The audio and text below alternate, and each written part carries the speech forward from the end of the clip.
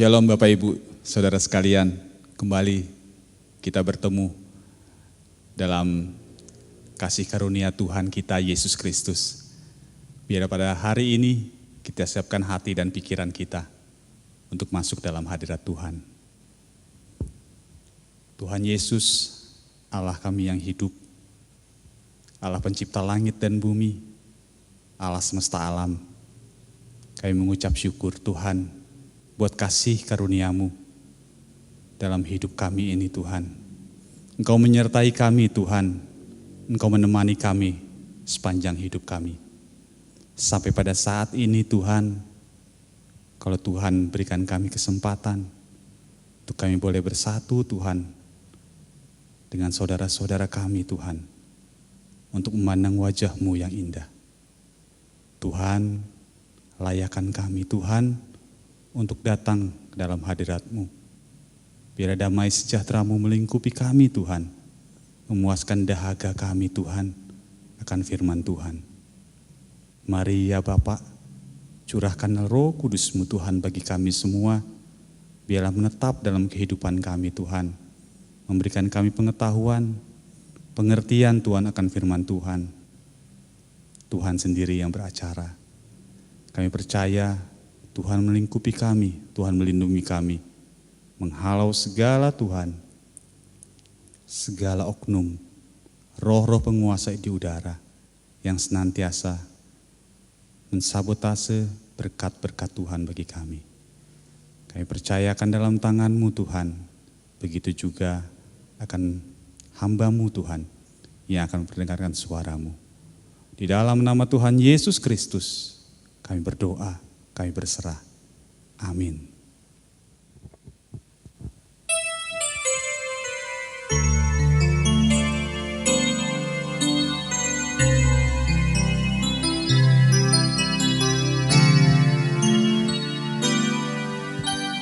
Kau selalu hadir saat aku rindu.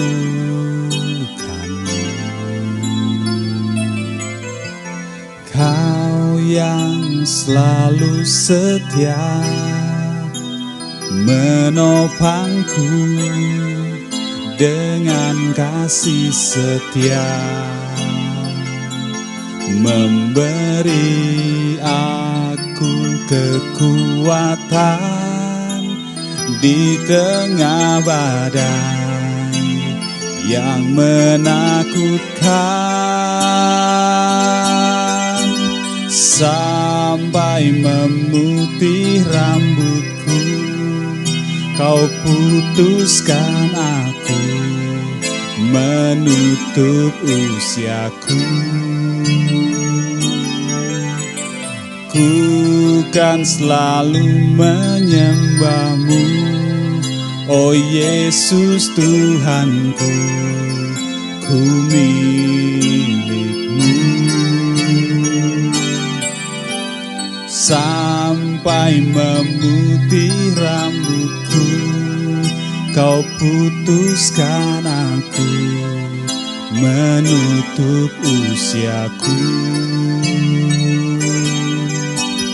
Ku kan selalu menyembah-Mu, oh Yesus Tuhanku, ku milik-Mu selamanya bagiku.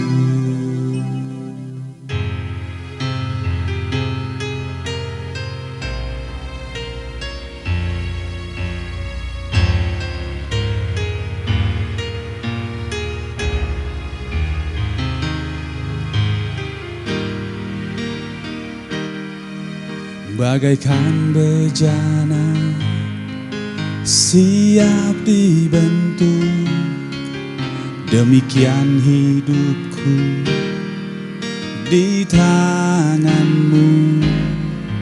Dengan urapan kuasa Roh-Mu, ku dibaharui selalu.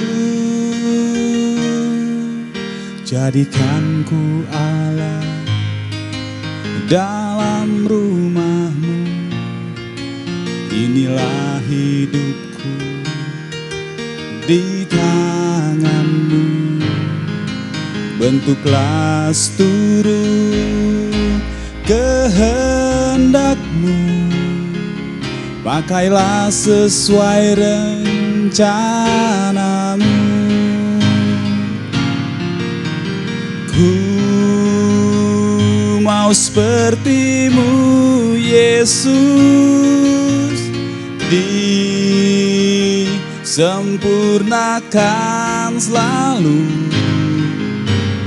dalam segenap jalanku,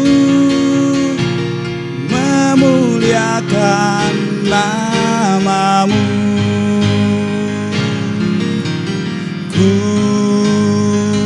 mau seperti-Mu, Yesus, disempurnakan selalu dalam segenap jalanku, memuliakan nama-Mu.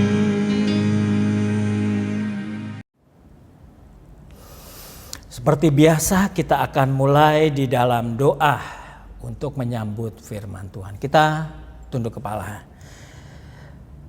Kristus Yesus Sang Firman,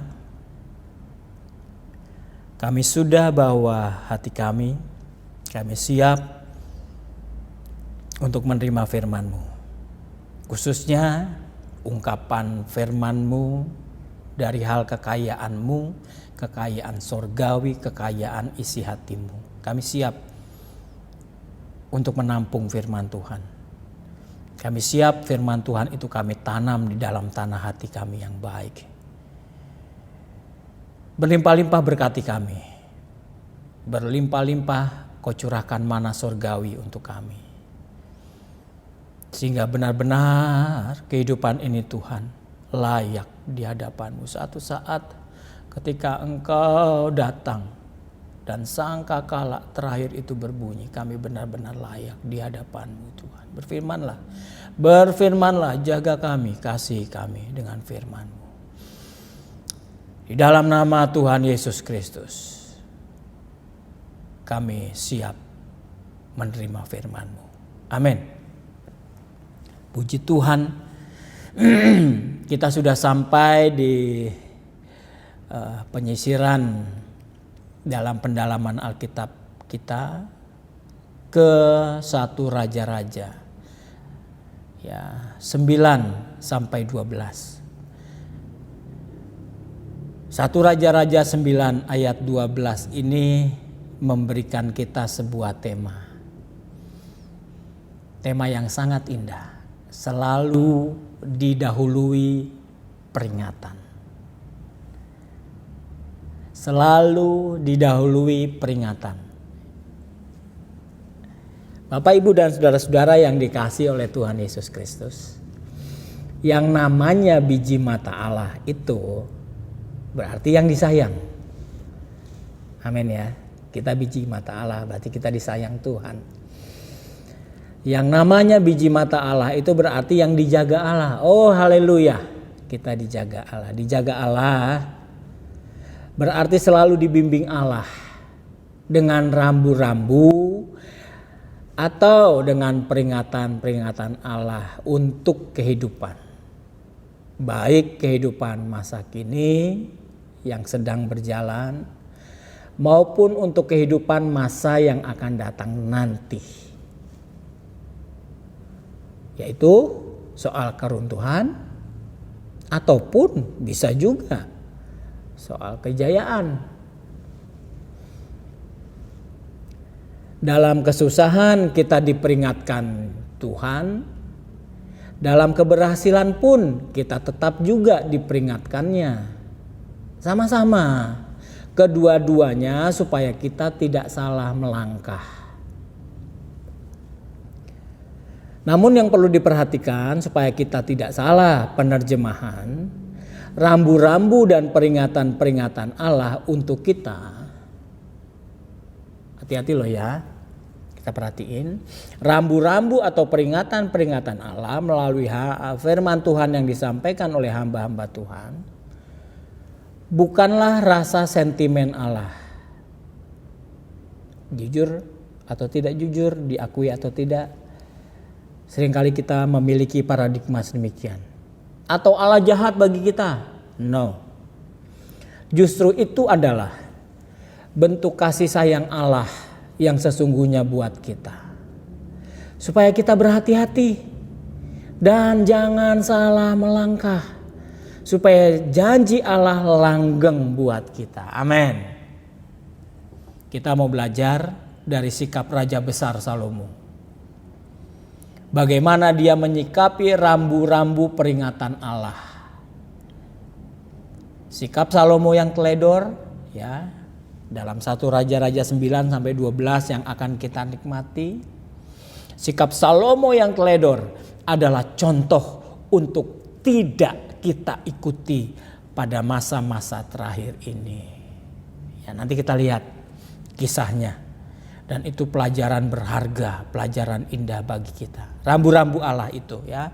Kita bicara soal rambu-rambu Allah. Peringatan-peringatan Allah di dunia ya, dalam kita berkendara, dalam kita berlalu lintas ada rambu-rambu yang harus kita diperhatikan supaya kita tidak salah jalan, supaya kita tidak melanggar aturan, supaya kita tidak salah melangkah. Demikian juga dalam hal rohani. Dalam hidup manusia sebagai anak Allah ada rambu-rambu yang harus diperhatikan. Karena bagaimanapun kita hidup di dunia. Dunia yang 1 Yohanes 5 ayat 19 katakan sedang dikendalikan oleh iblis. Kalau tidak kita melihat atau memperhatikan rambu-rambu Allah itu bahaya. Kita bisa hanyut dalam jebakan maut si iblis ya. Listen to God's warning.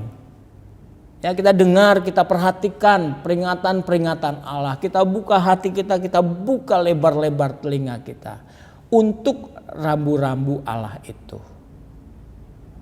Bagaimana rambu-rambu Allah? 1 Raja-Raja 9 ayat 1 sampai 3. Tuhan menampakkan diri kepada Salomo untuk kedua kalinya ya. Ayat 1 sampai 3a. Ketika Salomo selesai mendirikan rumah Tuhan dan istana raja dan membuat segala yang diinginkannya, maka Tuhan menampakkan diri kepada Salomo untuk kedua kalinya seperti ia sudah menampakkan diri kepadanya di Gibeon. Sebelum pembangunan Tuhan menampakkan diri, sesudah selesai membangun, sudah berhasil, Tuhan juga menampakkan diri. Tuhan perlu hadir di dalam kehidupan Salomo, juga di dalam kehidupan kita. 3a, firman Tuhan kepadanya. Firman Tuhan kepadanya, ini bentuk perhatian Tuhan. Jadi rambu-rambu Allah yang pertama itu adalah dengan penyataan Allah melalui firman Tuhan. Ayat 3a, firman Tuhan kepadanya. Firman Tuhan, itu rambu-rambu Allah. Saudara-saudara, ketika saudara mendengar firman Tuhan, itu saudara sedang menikmati rambu-rambu Allah. Firman Tuhan sekalipun disampaikan oleh manusia, hamba-hamba Tuhan, itu rambu-rambu Allah. Kita harus perhatikan, kita harus hormati sehormat-hormatnya. Jangan dianulir, jangan dikanter dengan pikiran manusia yang naif. Karena itu sama dengan menyakiti hati Tuhan ya. Rambu-rambu Allah itu melalui firman Tuhan. Puji Tuhan. Diekspresikan melalui firman Tuhan. Sekali lagi, dengar. Perhatikan. Dengan seksama dan penuh hormat rambu-rambu peringatan Allah itu. Jangan masuk telinga kiri, keluar telinga kanan. Ketika kita ke tempat ibadah, kita duduk. Hanya tubuh kita yang duduk di bait Allah, tetapi hati kita tinggalkan, tidak tahu kita tinggalkan di mana. Sehingga firman Tuhan tidak pernah jatuh di tempat yang tepat, dan kehidupan kita tetap kehidupan yang liar, tidak terkendali. Selalu rambu-rambu Allah itu diekspresikan melalui firman Tuhan. Jadi ketika saudara pergi ke bait Allah, bawa hatimu untuk firman Tuhan menetap di dalam hati kita. Tujuan kita ke rumah Allah adalah untuk diisi oleh rambu-rambu Allah. Apalagi pada masa-masa terakhir ini. Rambu-rambu Allah adalah rambu yang mengingatkan kita. Rambu, ya namanya juga peringatan-peringatan Allah. Rambu yang mengingatkan akan perbuatan-perbuatan Tuhan. Kita diingatkan akan perbuatan-perbuatan Tuhan. Ayat 3b. Telah kudengar doa dan permohonanmu yang kau sampaikan ke hadapanku. Salomo berdoa, Tuhan dengar. Kemudian apa? Responnya Tuhan. Aku telah menguduskan rumah yang kau dirikan ini. Allah bertindak menguduskan rumah yang didirikan oleh Salomo untuk membuat nama Tuhan tinggal di situ sampai selama-lamanya. Maka mataku dan hatiku akan ada di situ sepanjang masa. Ya. Rambu-rambu Allah itu untuk mengingatkan akan perbuatan Tuhan yang besar. Salomo sudah disertai Tuhan dengan ajaib dalam pembangunan rumah Tuhan, dalam pembangunan istana Salomo, sehingga berhasil terbangun.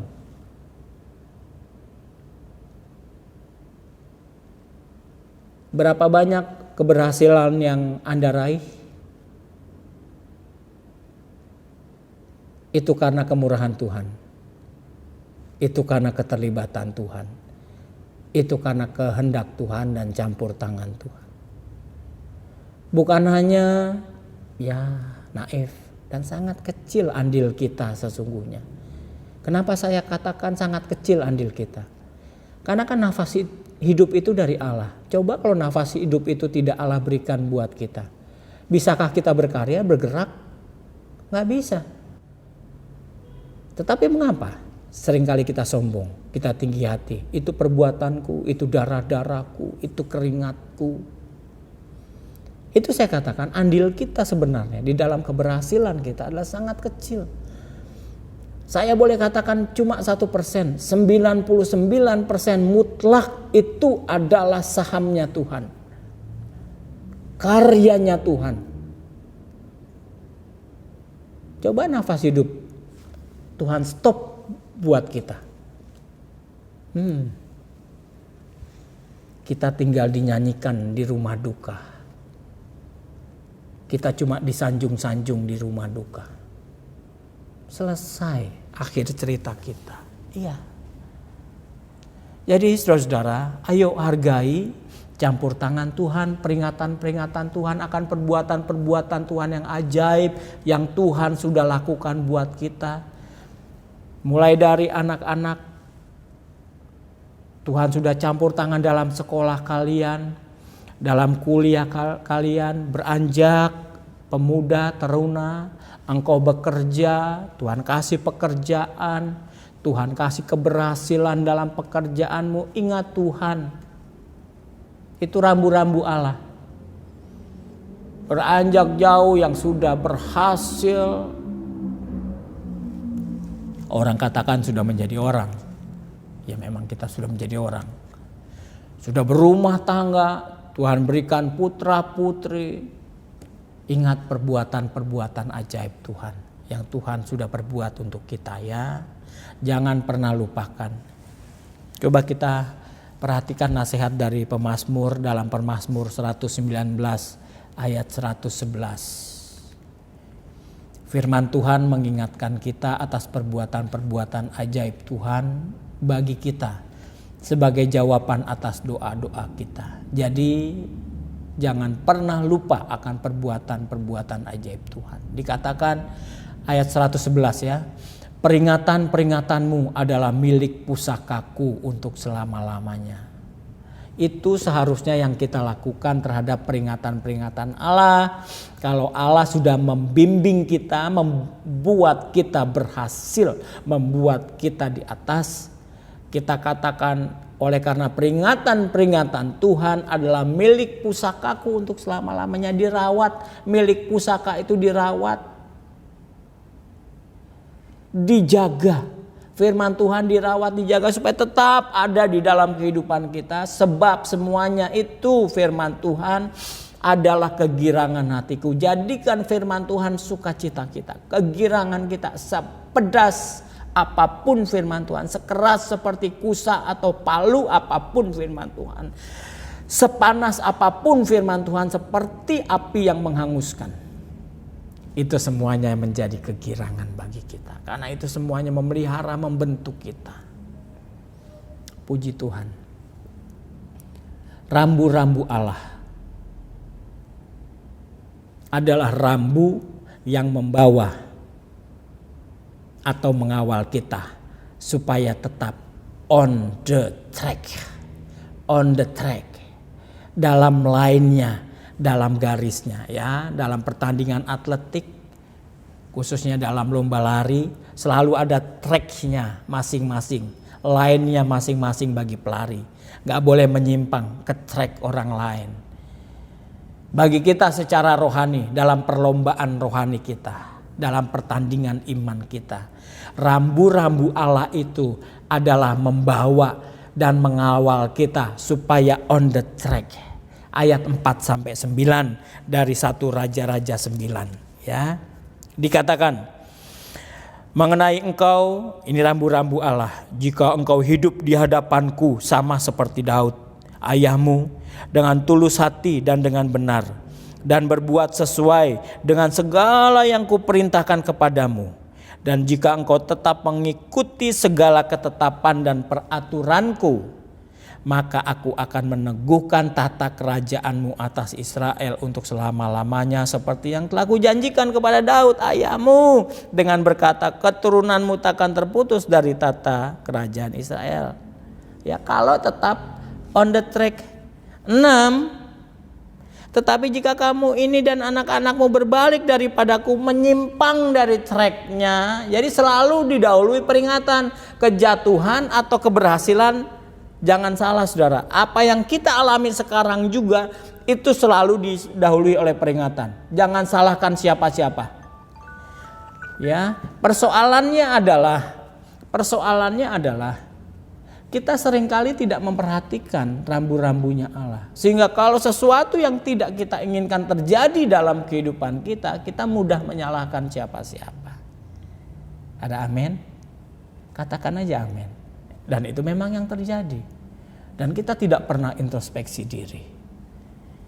Ya, tetapi jika kamu ini dan anak-anakmu berbalik daripadaku dan tidak berpegang pada segala perintah dan ketetapanku yang telah kuberikan kepadamu, dan pergi beribadah kepada Allah lain dan sujud menyembah kepadanya, maka aku akan melenyapkan orang Israel dari atas tanah yang telah kuberikan kepada mereka. Dan rumah yang telah kukuduskan bagi namaku itu akan kubuang dari hadapanku, maka Israel akan menjadi kiasan dan sindiran di antara segala bangsa.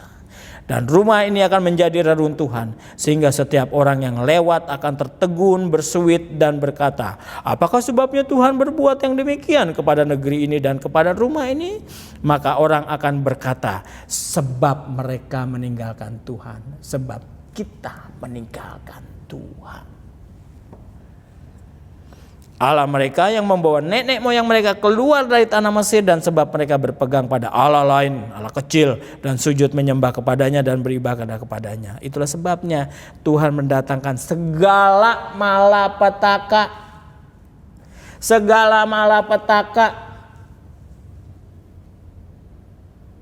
Segala malapetaka ini ke atas mereka. Karena mereka, mungkinkah kita sekarang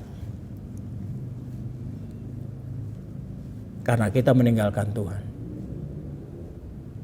Karena kita tidak memperhatikan rambu-rambu Allah. Jangan salahkan siapa-siapa, papa, mama, saudara, adik, kakak, siapapun jangan salahkan. Juga jangan katakan, orang lain juga mengalami yang sama. Tidak.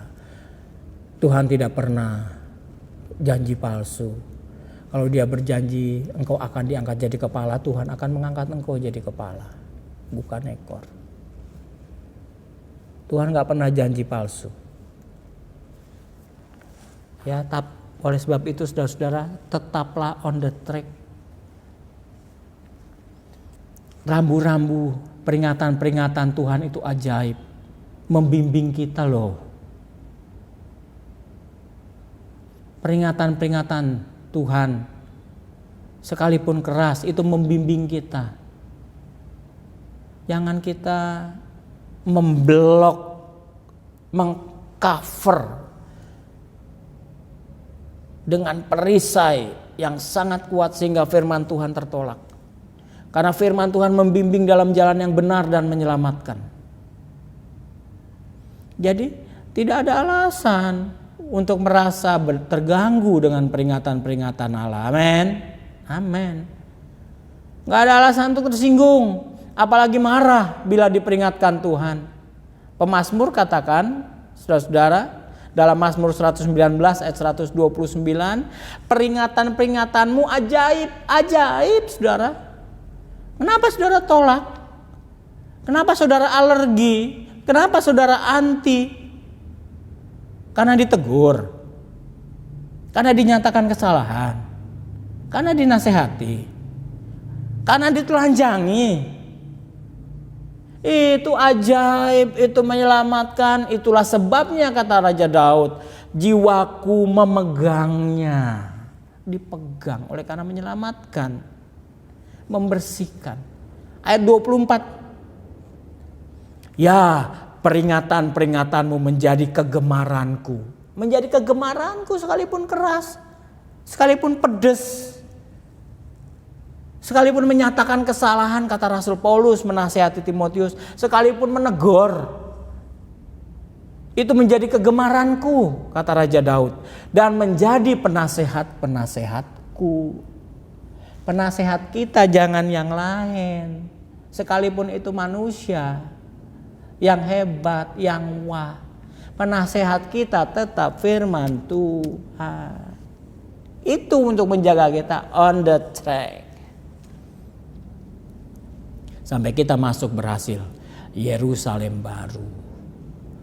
Bapak, Ibu, dan saudara-saudara yang dikasihi oleh Tuhan Yesus Kristus, rambu-rambu Allah itu adalah peringatan keras. Ya, rambu-rambu Allah itu peringatan keras Allah. Bagi Salomo ya juga bagi kita, karena kita belajar dari pengalaman Salomo. Peringatan keras untuk apa? Tuhan mau ingatkan kita, itu peringatan keras supaya kita berhati-hati dengan keberhasilan yang diraih. Ya, hati-hati dengan keberhasilan yang kita raih. Puji Tuhan. Berbicara soal tips dan trik untuk mengelola keberhasilan. Langkah pertama kita adalah mengingat bahwa semua yang kita raih adalah karena anugerah Allah. Roma 11 ayat 36, saudara ingat? Pasti ingat. Sebab segala sesuatu adalah dari siapa? Dari Dia, betul. Dan oleh siapa? Oleh Dia. Dan kepada siapa? Kepada Dia juga Allah, kepada Dia. Bagi Dialah kemuliaan sampai selama-lamanya. Amin. Iya, saudara, hati-hati dalam mengelola keberhasilan. Raja Daud memberikan pesan sekali lagi buat kita. Saat Mazmur 127 ayat yang pertama, nyanyian ziarah Salomo. Jikalau bukan Tuhan yang membangun rumah, sia-sialah usaha orang yang membangunnya. Jikalau bukan Tuhan yang mengawal kota, sia-sialah pengawal berjaga-jaga. Semuanya karena kemurahan Tuhan. Oleh karena kemurahan Tuhan, ku ada sampai hari ini dengan segala keberhasilan-keberhasilan kita. Pandai-pandailah saudara, berhikmatlah dalam mengelola keberhasilan, manajemen keberhasilan. Keberhasilan tidak selalu mewah, tetapi bisa juga step by step. Kurang sedikit dari target bisa dikatakan sebagai keberhasilan, apalagi tepat mencapai target, bahkan lebih. Bila tidak dikelola dengan cerdas, dapat menghanyutkan, menjauh dari Tuhan sang sumber berkat. Ya, puji Tuhan, Bapak Ibu dan saudara-saudara yang dikasihi oleh Tuhan. Itu yang pertama, peringatan keras bagi kita. Kalau Tuhan sudah berkenan membuat kita berhasil, kalau Tuhan sudah terlibat campur tangan membuat kita berhasil, ya hati-hati dengan keberhasilan kita. Kita ingat, itu hanya karena perbuatan Allah, kemurahan Tuhan. Yang kedua, peringatan keras untuk apa? Rambu-rambu Allah itu, ya. Yang kedua, hati-hati dengan arus deras atau paksaan ekspansi pergaulan. 1 Raja-Raja 10, saudara, ini dia. Salomo berhasil. Saudara baca 1 Raja-Raja 10 sampai 1 Raja-Raja 11. Akhirnya Salomo membuka hubungan diplomatik dengan Sheba. Salomo memiliki kekayaan yang luar biasa. Salomo menikahi orang Mesir, Amon, Edom, Sidon, dan Het. Aduh, itu verbodennya Tuhan malah dilanggar. Salomo dipaksa mengikuti arus deras ekspansi pergaulan.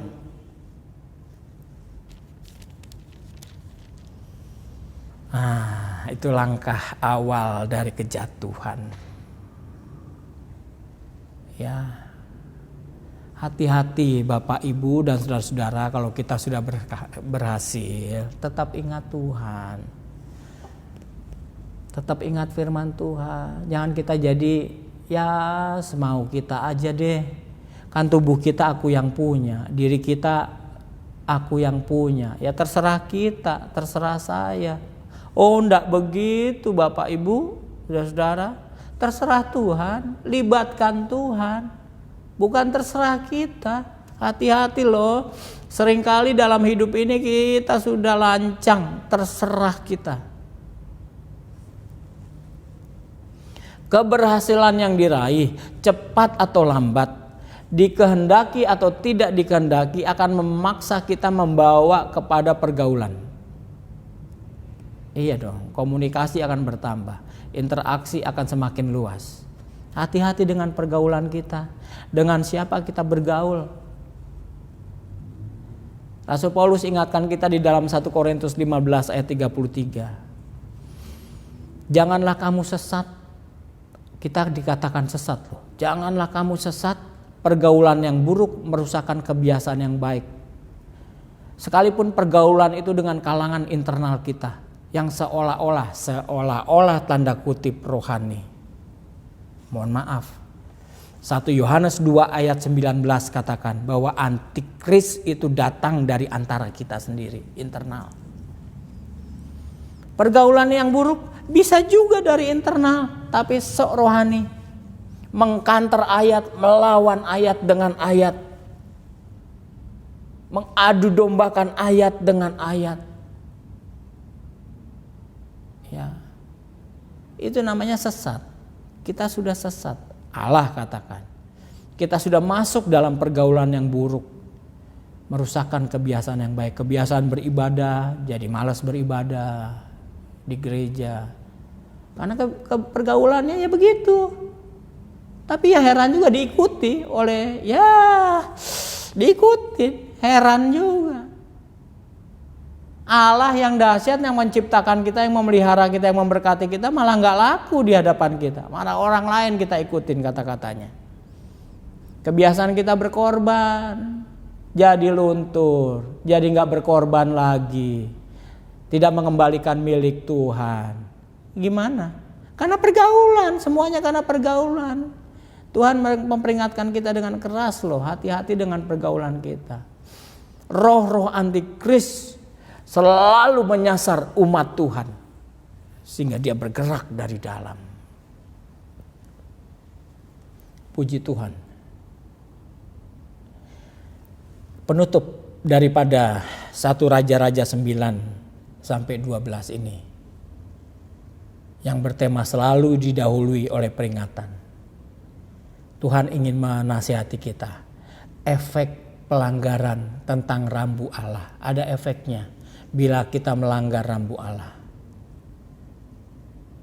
Ya, dalam kemasan persoalan, tetapi persoalan yang kita buat sendiri karena kita melanggar rambu Allah.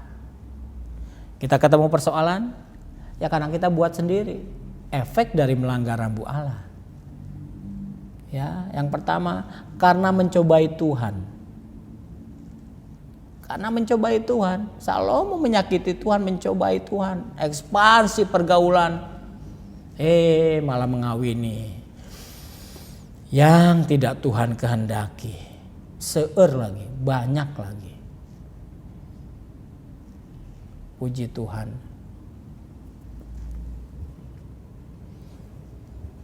Karena mencobai Tuhan, datang persoalan dari luar. 1 Raja-Raja 11 ayat 14. Kemudian Tuhan membangkitkan seorang lawan Salomo, yakni Hadad orang Edom. Iya. Ia dari keturunan Raja Edom. Persoalan dari luar tuh Edom. Karena Salomo melanggar rambu Allah. Ayat 23. Siapa lagi? Allah membangkitkan pula seorang lawan Salomo, yakni Rezon bin Eliada, yang telah melarikan diri dari tuannya, yakni Hadadezer, Raja Zoba. Dari luar. Dari dalam juga. 1 Raja-Raja 11 ayat 26 saudara baca sampai 39. Itu persoalan Salomo dari dalam. Tapi itu dibuat sendiri. Ya. Kalau dibuat sendiri artinya apa? Ya sadar dong. Seringkali kita gak sadar loh. Gak eling. Kita menyalahkan siapa-siapa. Itu artinya kita gak sadar. Padahal kita sudah melanggar rambu Allah. Kalau seperti itu namanya kita seperti orang bebal. Gak pernah sadar apa yang kita perbuat. Melanggar hukum dan ketetapan Allah sama dengan mencobai Tuhan. Artinya bahwa manusia sedang mencobai dirinya sendiri karena keinginannya yang tidak tertahankan. Yakobus 1 ayat 14 katakan, tiap-tiap orang dicobai oleh keinginannya sendiri. Karena ia diseret dan dipikat olehnya. Jadi keinginan itu menyeret, maksa dan memikat genit menor keinginan. Melanggar hukum dan ketetapan Allah juga sama dengan mengundang persoalan di dalam kehidupan kita. Ya, ini efek pelanggaran terhadap rambu Allah. Yang kedua, berkat yang terbagi alias berkat yang tidak utuh. 1 Raja-Raja 12 ayat 31. Ya, 1 Raja-Raja 12 ayat 31. Ia membuat juga kuil-kuil di atas bukit-bukit pengorbanan. Waduh. Dan mengangkat imam-imam dari kalangan rakyat yang bukan dari Bani Lewi. Ya, udah jauh ini. Udah jauh ini kelakuan Raja Salomo. Ayat 32. Kemudian Yerobiam menentukan suatu hari raya pada hari yang ke-15 bulan ke-8 Sama seperti hari raya yang di Yehuda dan ia sendiri naik tangga mesbah itu. Begitulah dibuatnya di Betel, yakni ia mempersembahkan korban kepada anak-anak lembu yang telah dibuatnya itu. Dan ia menugaskan di Betel imam-imam bukit pengorbanan yang telah diangkatnya. Lancang, menyakiti Tuhan. Ayat 17. Sehingga Rehabeam menjadi raja hanya atas orang Israel. Rehabeam menjadi raja hanya atas orang Israel yang diam di kota-kota Yehuda. Akhirnya apa? Israel terbagi dua, Israel dan Yehuda. Rehabeam hanya kota-kota Israel terbagi dua, Yerobeam, Yehuda. Berkat yang terbagi alias tidak utuh. Saudara, kalau kita melanggar rambu Allah, seharusnya berkat itu buat kita dialihkan ke orang lain. Bagi-bagi dengan orang lain. Melanggar hukum dan ketetapan Allah sama dengan menahan, menunda atau memotong berkat yang sudah Allah sediakan, rencanakan bagi kita. Kita tabung jauh-jauh hari untuk masa depan kita atau anak kita. Satu saat kita bayar untuk sesuatu yang tidak kita harapkan. Useless. Kita menabung banyak hal untuk keluarga kita. Satu saat tabungan itu ludes dalam sekejap. Hanya untuk hal-hal yang tidak kita inginkan. Yuk, ayo sadar. Sudahkah kita melanggar rambu Allah? Sudahkah kita buang jauh-jauh, kita tolak mentah-mentah peringatan-peringatan Tuhan selama ini?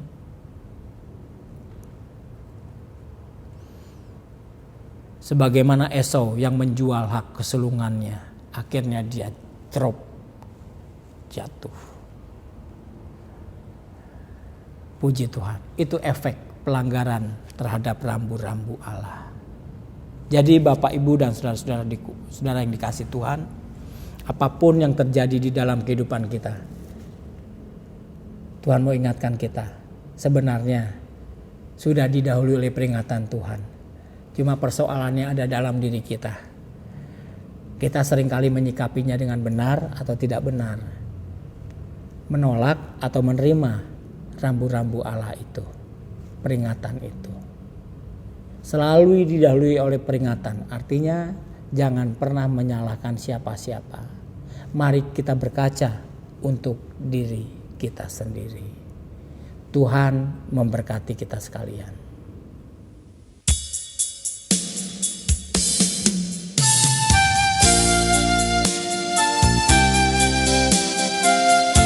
Peringatan Tuhan untuk kita. Firman-Mu menerangi jalan kita. Amin.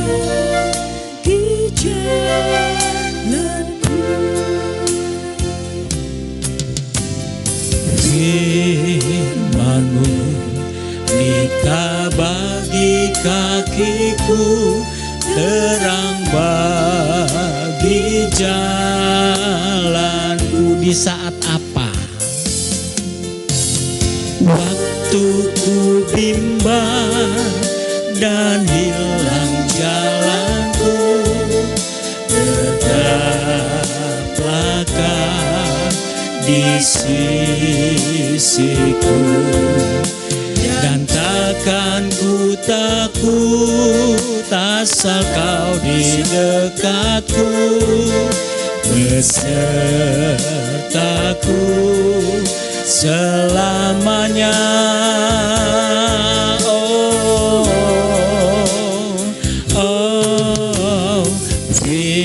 Firman-Mu pelita bagi kakiku, terang bagi jalanku.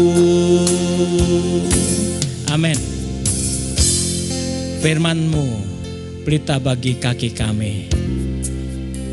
Ketika kami ada di bawah, firman-Mu mengingatkan kami. Ketika kami ada di atas, firman-Mu menjaga kami. Ketika kami mengalami kesusahan, firman-Mu juga mengingatkan kami. Ketika kami mengalami keberhasilan, firman-Mu juga menjaga kami, supaya kami tidak terlarut dan menjauh daripada-Mu. Ya Allah Bapa di sorga, terima kasih ya Yesus buat firman yang barusan kami dengar. Bahwa segala sesuatunya yang kami alami dalam hidup ini, sesungguhnya kalau kami mau peka dan sensitif, sudah didahului oleh peringatan-peringatan-Mu. Kami tidak perlu menyesal kalau hal-hal yang tidak kami ingin terjadi dalam kehidupan kami. Tapi satu hal, kami harus memperbaiki diri. Kami juga tidak perlu jemawa kalau suatu hal memberkati kehidupan kami. Seharusnya kami juga bisa mengucap syukur dengan keberhasilan yang kami raih. Terima kasih Bapa di dalam surga. Kami berdoa ya Roh Kudus, Engkau mengurapi jemaat-Mu supaya kami semua boleh setia dan on the track dengan peringatan-peringatan yang Engkau berikan buat kami. Terima kasih kami menjadi pribadi yang dewasa, tidak mudah menyalahkan orang lain, tidak pernah menyalahkan keadaan, tapi kami pandai dan cerdas untuk berkaca, melihat kepada diri kami sendiri. Dan sebelum kami menutup ibadah ini, Tuhan, kami berdoa tetap untuk bangsa dan negara ini, Tuhan, bertalu-talu, tidak bosan-bosan, pulihkan, berkati. Pemerintah, kuatkan, curahkan hikmat-Mu.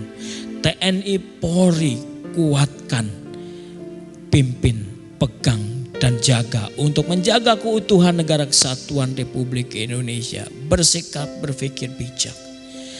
Terima kasih. Sinode-sinode gereja di seluruh Indonesia termasuk GPT. Engkau tolong dan Engkau berkati. Anak-anak-Mu yang sakit Engkau sembuhkan, yang terikat Engkau lepaskan. Yang berulang tahun Engkau nyatakan kemuliaan-Mu atas dia. Di dalam nama Tuhan Yesus Kristus, berkati juga anak-anak-Mu yang sudah memberikan korban persembahan yang terbaik untuk Engkau.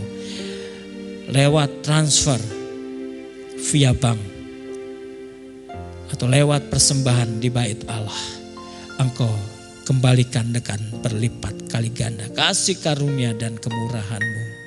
Sekarang kita angkat hati dan tangan kita mau menerima berkat Tuhan.